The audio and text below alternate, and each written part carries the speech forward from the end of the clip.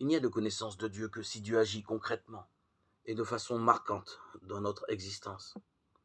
Cette connaissance englobe notre vie tout entière. Pensée, volonté, sentiments, action, corps, âme et esprit. Cette connaissance de Dieu influence notre façon de gérer nos relations avec notre famille, nos voisins, nos collègues de travail, les gens que nous côtoyons souvent et ceux qui nous sont inconnus, et aussi notre rapport à l'argent, à la nature. Connaître Dieu représente l'expérience la plus fondamentale de notre vie, quand nous découvrons la réalité de Dieu. Mais c'est aussi le programme de toute une vie qui bat au rythme du Christ. C'est ce que Paul décrit avec fermeté et enthousiasme dans sa lettre aux Philippiens.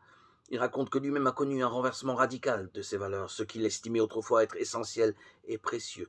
Il le considère désormais, suite à sa rencontre avec Jésus-Christ, comme sans valeur et même gênant.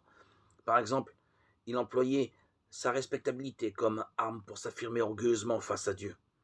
En rencontrant le Christ, ses yeux s'ouvrent. Il comprend à la fois la mesquinerie de ses tentatives d'auto-justification et la beauté majestueuse de l'amour de Dieu. Cela marque profondément sa vie, comme si le sceau divin était apposé sur son existence. Maintenant, il est prêt à se dévouer, plein d'audace et de conviction.